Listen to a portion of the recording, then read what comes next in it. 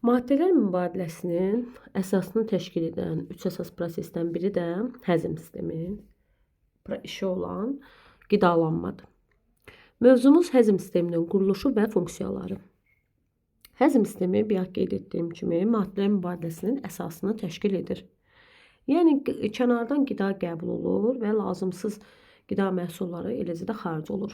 Lazımlı qida məhsulları isə orqanizmdə müəyyən orqanlar tərəfindən belə deyək də sovrulur, bədənin digər orqanlarına çatdırılır. Qəbul etdiyimiz qida həzm sisteminin orqanlarından müxtəlif sürətlə keçir. Məsələn, qida borusundan 7-9 saniyə ərzində keçərək mədəyə düşür. Mədədə isə qida təbiət dərsliyindən bizə də məlumdur ki, təxminən 4-8 saat qida qala bilir mədədə. Yəni, həzm prosesi 4-8 saat davam edə bilər. Ümumiyyətlə, heyvanlarda həzm sisteminin quruluşu onların yaşayış mühitindən, eləcə də onların quruluş səviyyəsindən və qidalanma üsulundan asılıdır. Yəni, hər bir orqanizmin özünə məxsus qidalanma üsulu, quruluş səviyyəsi vardır. Bu da nədən irəli gəlir? Onların yaşayış mühiti də buna təsir edir. Bəs qida bizə nə üçün lazımdır? Qida bizə enerji əldə etmək üçün lazımdır. Niyə? Çünki qidanın tərkibində müxtəlif maddələr vardır ki, hansı ki onlara biz üzvü maddələr deyirik. Həmin o üzvü maddələr parçalandıqda enerji əldə edilir. Biz bundan qabaqki dərsdə də həmin üzvü maddələrlə tanış olduq. Bildik ki, bu üzvü maddələrə zülallar, yağlar, karbohidratlar aiddir. Qidanın tərkibində üzvü maddələri öz hüceyrələrində parçalayır. Yəni, həmin o orqanizmlərin hüceyrələri tərəfindən parçalanır və bədəndə lazım olan maddələrə çevrilirlər. Heyvanlarda həzm sistemi əsas 2 hissədən ibarətdir. Deyirik ki, onlardan biri həzm kanalıdır, digəri isə həzm vəzləri. Heyvanlarda həzm sistemi həzm kanalından və həzm vəzlərindən ibarətdir. Məsələn, burada çox hüceyrəlilərdən olan planarinin, niyə görə ağ planarinin ilk olaraq şəkli verilib? Çünki biz bilirik ki, heyvanlar aləmində çox hüceyrəlilərdə sistem anlayışı ilk dəfə başlayır ağ planardır. Ağ planar da bilirik ki, hara aiddir? Ağ planar da kirpikli qurdlar sinifinə aiddir. Yastı qurdlar tipinin kirpikli qurdlar sinifinə aiddir. Yastı qurdlarda həzm sisteminin sonucu kör qurtarır və anal dəlik olmur. Yəni, bunlarda, baxın, udlaq ağızdan çıxır xaricə. Ağzı vasitəsilə qida udulursa, elə onun ağzı vasitəsilə də xaric olunur. Yəni, qida ağız vasitəsilə udur, keçir bağırsağa, bağırsağın biri önədir, ikisi arxaya. Fikir versək, oradan bir şaxə başa tərəf gedib, yəni önə tərəf gedib, 2 şaxə isə geriyə tərəfə, yəni arxaya tərəf gedib. Və bunlarda anal dəligi olmur. Yəni, ağızdan udulan qida bədəndən xaric olmur. Ağızdan udulan qidanın qalıqları elə ağız vasitəsilə də xaric olunur. Və çox maraqlıdır bunun qidalanması. Qidalanarkən onun ağzından udlağı çölə çıxır. Udlağı çölə çıxır və qidanı elə, belə deyək də, əldə edir. Keçdik qurdların növbəti həlqəvi, daha doğrusu saf qurdlar tipinə aid olan askaridə. Askariddə isə ilk dəfə olaraq bunlarda anal dəlik yaranmışdır. Nədir anal dəligi? Yəni, həzm sisteminin son ucu. Yəni, qida daxil olur ağızdan. Anal dəliyi vasitəsilə lazımsız məhsullar, yəni həzm olunmayan qida qalıqları xaric olunur. Bu, safqurdların nümayəndəsi olan askaridin nümunəsindədir. Şəklə də diqqətlə baxırıq. Ağzı qeyd olunub, udlağı qeyd olunub, bağırsağı qeyd olunub, bir də anal dəliyi qeyd olunub. Yəni, bunlar üçü də qurdlara aiddir. Sadəcə birinci ağ planar yastı qurdlar tipinin nümayəndəsidir. İkinci askarid saf qurdlar tipinin nümayəndəsidir. Keçək üçüncüyə. Üçüncüdə isə deməli soxulcanı verib nümunə olaraq. Soxulcan isə həlqəvi qurdlar tipinə aiddir. Soxulcanda baxırıq ki, həzm sistemi bədənin ön hissəsində yerləşən ağız dəliyi ilə başlanır. Ağzı orada işarə edilib. Sonra udlaq. Sonra burada ilk dəfə olaraq çinadan yaranıb. Və orada mədə də demək olar ki, bunlarda ilk dəfə yaranıb və mədəni əvəz eləyən belə deyək, çinədan qida borusunun genişlənmiş hissəsidir. Və sonra mədədən sonra bağırsaq, bağırsağın sonunda isə anal dəlik. Orada işarə olunub. Sonra isə göl ilbizi. Göl ilbizi mollyusklar tipinə aiddir. Artıq burada biz həzm sisteminə aid digər orqanı həzm bəsində deyə bilərik. Məsələn, qaraciyər ilk dəfə mollyusklar tipində yaranıb, ilbizdə yaranıb deyə bilərik. Artıq burada biz nələri qeyd edirik? Deyirik ki, burada həzm sistemi ağız boşluğu ilə başlayır. Bağırsağın sonucu olan anal dəliklə qurtarır və mollyusklarda ilk dəfə qaraciyər yaranmışdır. Bunu bayaqda qeyd etdim. Və bunlarda əlavə xitin dişçikli dil var. Ağzında yerləşir. Həmin o xitin dişçikli dil vasitəsilə qidanı qaşovlayır. Sonra gəlir burada udlaq var, qida borusu var, mədə və nəhayət bağırsaq. Bağırsağın sonucu isə anal dəliklə qurtarır. Şəkillərə fikir veririk. Yəni onurğa, onurğasızlara aid idi. Onurğasızların belə deyək də həzm sistemi idi. Onurğalılarda isə həzm kanalı ağız boşluğundan, udlaqdan, qida borusundan, mədə və bağırsaqdan ibarətdir. Burada da qeyd olunub belə həmin ifadələri səsləndirirəm. Həzm vəzlərində isə həzm şirələri əmələ gəlir. Həzm vəzləri ağız suyu həzm vəzlərinə nələr aiddir? Ağız boşluğunda olan ağız suyu, mədənin yanında olan mədəaltı vəzi, eləcə də qaraciyər və həzm kanalının divarlarında olan xırda vəzlər aiddir.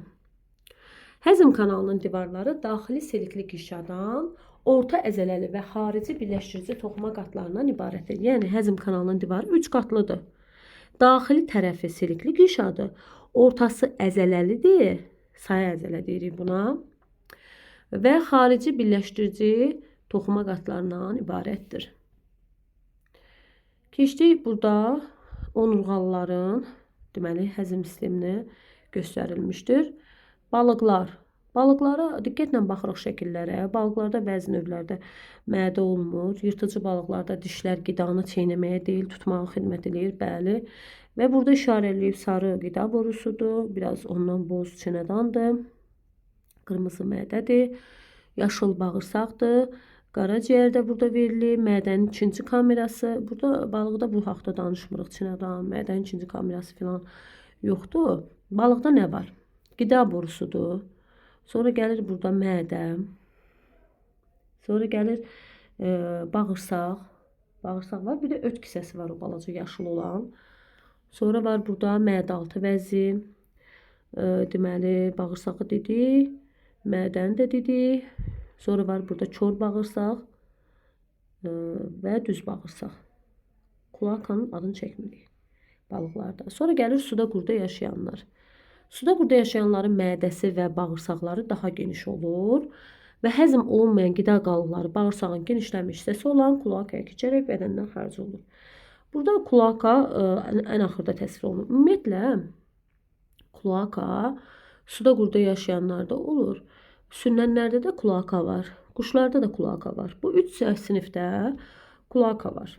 Suda qurda yaşayanlar, sünnənlər, quşlar. Kloaka nədir? Kloaka bağırsağın genişlənmiş formasıdır və ora 3 dənə axar açılır. Bir həzm axarı. İkinci ifrazatın axarı, ifrazat sisteminin axarı. Yəni həzm axarı deyəndə bağırsağı nəzərdə tuturam, düz bağırsağı. Sonra ifrazat sisteminin axarı, bir də cinsiyyət sisteminin axarı. 3 dənə axar açılır. Həmin o kloakaya.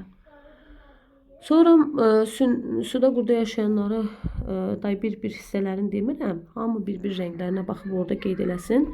Sonra sünnənlər sinifi. Sünnənlər sinifində baxırıq ki, qaraciyər və mədəaltı vəzi yaxşı inkişaf edib bunlarda. İlanlarda ağız boşluğu və çənələr iridir. Çünki onlar qidanı bütöv udurlar. Sonra gəlir quşlar sinifi. Quşlar sinifində dəniyən quşlarda qida borusu genişlənərək çinədana əmələ gətirib və qida bir müddət çinədanda qalır. Sonra isə iki şöbəli mədəyə düşür və qida mədənin vəzi hissəsində fermentlərin təsirinə məruz qalır. Əzələli hissədə isə udulmuş xırda daşların köməyi ilə sürtülərək xırdalanır. Bu quşlardadır. Məməlilərdə isə ən mürəkkəb həzm sistemi var. Yəni nədir? Məməli deyəndə insanlar nəzərdə tutulur. Onlarda artıq dişlər ixtisaslaşıb. Gövşəyənlərdə çox kameralı mədə var. Yəni 4 kameralı deyirik onlara. Sonra bunlarda bitki mənşəli qidanı həzm etməyə imkan verir. Həmin o belə deyim də bağırsağın bitki mənşəli qidalarla qidalananlarda bağırsaq daha uzun olur. Bu belə. Bir də ki rənglərə görə diqqətlə baxırıq şəkillərə. Gəlirik burada məməlilərin həzm sistemi verilib.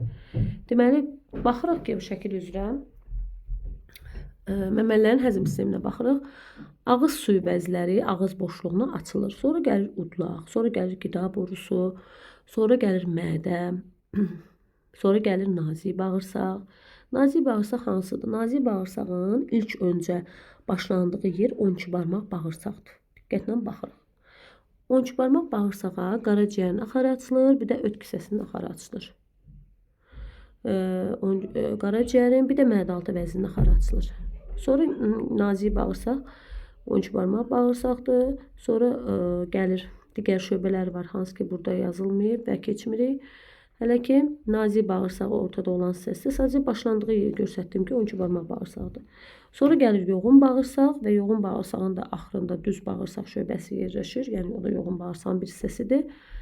Bir də yoğun bağırsaqda apendiks yazılıb orada. Apendiks də bağırsağın çıxıntısıdır, çor qurtarıcı. Bir də bəyaqlar dedik ki, məməlilərdə gövşəyən heyvanların mədəsi çox kameralıdır. Bəyaq qeyd etdim ki, 4 hissədən ibarətdir. Mədə hansılardır? Deməli, bu iri olan hissəni, onlar hamısı mədədir. Görürsünüz, bu iri olan hissə. Adlar yazılıb. Tor, qat-qat, qursaq, işkəmbə. Bax, həmin bu hissələr bütöv bir dənə mədəni təşkil edir və mədə 4 kameralıdır. İşkəmbə, tor, qat-qat, qursaq. 4 kameralıdır. Və qalan da hissələri artıq digərlərində demişəm. Daxili qatda, yəni hansı ki daxili qatda dedik ya, orada selik əmələ gəlir. Həmin o daxili qatda selik əmələ gəlir və həzm vəzləri burada əmələ gətirir. Həmin o həzm vəzlərinin hesabına daxili qat selikli olur. Yəni nə mənada? Sürüşkən olur. Qida düşür qida borusuna, məsələn ağızdan düşür qida borusuna. Rahatlıqla sürüşür, düşür mədəyə. Seliklidir də, yəni sürüşkəndir. Mayelidir, belə deyək. Və burada həzm vəzləri yerləşir, hansı ki o vəzlərin hesabına o selik əmələ gətirir. Orta qat saya zələdən ibarət olur və qida borusu, nazik və yoğun bağırsaq boyunca dalğavari irəliləməsini təmin edir. Bu proses peristaltika adlanır. Xarici qat isə qoruyucu funksiya yerinə yetirir. Həzm sistemi 3 dənə funksiyanı yerinə yetirir. Hansılardır? Sekretor, hərəki və sorulma. Görək nədir? Burada ağız boşluğunda dişlər təsvir olunub. Daha doğrusu burada damaq, dodaq, sonra dişlər, dil təsvir olunub. Burada A və B şəkillərində. Bunu sonra dərs zamanı izah eləyərəm. Hələ ki dərsin izahına vaxt ayırıram. Bu funksiyaları sadəcə burada verib. Yəqin ki növbət dərsdə geniş bu haqda danışacaq. Əsas gəldik burada ağız boşluğu haqqında danışmağa. Ağız boşluğu ümumiyyətlə insanda ilk həzm prosesi ağız boşluğundan başlayır. Burada qida ilk olaraq mexaniki həzmə məruz qalır. Nə deməkdir mexaniki həzmi? Yəni fiziki dəyişikliyə, forması dəyişir. Burada qida dişlər tərəfindən xırdalanır. Xırdalanmış qida ağız suyu ilə islanır və kütlə əmələ gətirir. Hansı ki bu kütlə sıyığa bənzər kütlə formasını alır. Qidanın çeynənməsi, xırdalanması və çeynənməsi dişlər vasitəsilə olur. Dişlər alt və üst çənədə, çənə sümüklərində diş yuvasında yerləşir. Yetkin insanda 32 dənə diş olur. Hər bir dişin özünün forması, funksiyası vardır. Yəni onlar yerinə yetirdiyi funksiyasına görə, formasına görə fərqlənir. 3 əsas qrupa bölünür. Hansılar da olar? Kəsici, köpək və azı dişləri. İnsanın hər çənəsində, baxaq bura, hər çənəsində 4 dənə kəsici. Baxın burada ikisi qeyd olunub, 2 kəsici. Onun yanındakı da, bu biri tərəfində də, yəni yanındakı da 2 dənə. Toplamda 4 dənə kəsici diş olur. Yəni həmin o qabaqdakı dişlərimizin köməyi ilə biz kəsirik. Alt çənədə də 4 dənədir kəsici diş, yuxarı çənədə də 4 dənə, üst çənədə də 4 dənədir kəsici diş. Kəsici dişlərin yanında, yəni sağ və sol tərəfində köpək dişi olur. Bir dənə buradadır, bir tərəfdə də bu digər tərəfdə. Altda da 2 dənədir, yuxarıda da 2 dənə, toplamda 4 dənə olur. Deməli toplamda 4 aşağıda, 4 yuxarıda 8 dənə kəsici dişi oldu. 2 aşağıda, 2 yuxarıda toplamda 4 dənə köpək dişi oldu. Sonra keçirik kiçik azı dişlərinə. Kiçik azı dişləri ilə kəsici dişlərin sayı eyni olur. 2 bu tərəfdədir, 2 də bunun yarısı, yəni digər tərəfdədir. Digər yarısında. Yəni 4 dənə alt çənədə kiçik azı dişi olur. Deməli yuxarı çənədə eyni ilə 4 dənə kiçik azı dişi olacaq. Toplamda 8 dənə kiçik azı dişi olur. Bir daha təkrar edirəm. 8 dənə ümumi ağızdan danışıram ha. 8 dənə, yəni alt və üst çənədən 8 dənə kəsici diş, 4 dənə köpək diş, 8 dənə kiçik azı diş. Toplam nə qədər elədi? 4, 8, deməli 8, 4, 8, 12, o da 8, 20 dənə. 3 böyük azı bu tərəfdədir, 3 böyük azı isə çənənin digər yarısındadır. Və elə də 6 dənə. Deməli bir dənə alt çənədə 6 dənə böyük azı dişi var. Üst çənədə də 6 dənə sayılır. Neçə oldu? 12.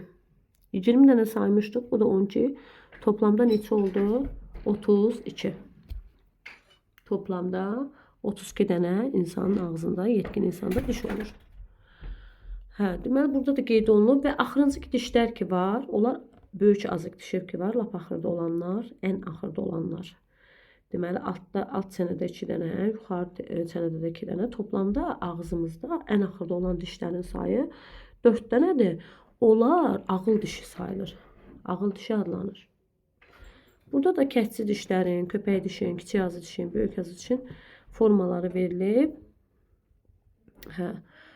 Burada isə insan kəsici və köpək dişlərinin köməyi ilə qidanı dişləyir. Yəni hər bir dişin özünün funksiyası verilib. Kəsici və köpək dişlərinin köməyi ilə qidanı dişləyir. Azı dişləri ilə çeynəyərək xırdalayır. Hər bir dişin tacı, boynu və kökü olur. Deməli diş özü quruluşuna görə 3 hissədən ibarətdir. Tac, boyun və kök. Dişin tac hissəsinin üzəri mina qatı ilə örtüldür. Boyun və kök hissəsində bu örtüklə sementlə əvəz olunur. Yəni boynu və kök hissəsi sementlə əvəz olunur. Dişin daxili hissəsi isə diş özəyi adlanır və diş özəyi özü yumşaq toxumaya aiddir. Diş özəyinin içərisindən sinirlər gedir. Baxaq bu şəklə baxaq. Diş özəyinin şəklinə bax görürsünüz, sinirlər gedir, bir də qan damarlar gedir. Həm hansı ki o sinirlər vasitəsilə məsələn insan dişi ağrıyanda, çürüyəndə o sinirlər vasitəsilə ağrı hiss olunur. Bir də ki qan damarları isə dişi qidalandırır və diş böyüyür. Burada da sement qatını görürük. Sement qatının sümükdə yerləşdiyi yuvanı da görürük. Sonra əsasən bu böyük azı dişinə bənzətdim burada. Deməli qidanın dadının hiss olunmasında, islanmasında və qarışdırılmasında isə əzələli dilin rolu böyükdür. Sonra gəlirik burada, mövzumuzun demək olar ki axırıdır. Gəlirik burada mədə haqqında danışım. Mədənin də şəkli verilib burada. Mədə həzm kanalının genişlənmiş hissəsidir. Qarın boşluğunun sol tərəfində yerləşir. Harada yerləşir? Sol tərəfdə. Mədənin ümumi tutumu 1,5 litrə qədər qida tutur. Mədə özü daxili qatı, silikli qişası büküşlüdür və mədənin daxilində çoxlu sayda mədə vəzləri vardır. Mədənin özünün hüceyrələrinin ifraz etdiyi şirə sayəsində orada qida həzm olunur. Mədədə zülallar parçalanır. Zülallar daha kiçik hissələrə parçalanır. Deməli, mədədə hansı qida parçalanmaya məruz qalır? Deyəcək ki, zülallar. Sonra gəlir nazik bağırsaq. Mədənin yanında qaraciyərlə mədəaltı vəzin şəkli olsa da, axarları mədəyə açılmır. Və axarları açılır nazik bağırsağa. O da nazik bağırsağın birinci şöbəsi olan 12 barmaq bağırsağa açılır. Qaraciyərlə mədəaltı vəzinin axarı. Gəldik elə nazik bağırsaq haqqında danışmağa. Mədədə müəyyən qədər həzm olunmuş qida hissə həzm kanalının növbəti şöbəsinə nazik bağırsağa ötürülür. Nazik bağırsağın uzunluğu da 5-6 metrdir və 3 şöbəyə bölünür. Hansılar da olar? 12 barmaq acı bağırsaq, bir də qalça bağırsaq. Burada deməli axtarıram nəyi? Nazik bağırsağın şəklin. Bir dənə burada 12 barmaq bağırsağın şəklinin hissəsini verib. Və deməli 12 barmaq bağırsaq obyektlər qeyd etdim. Mədə-altı vəzin və qaraciyərin axarları açılır.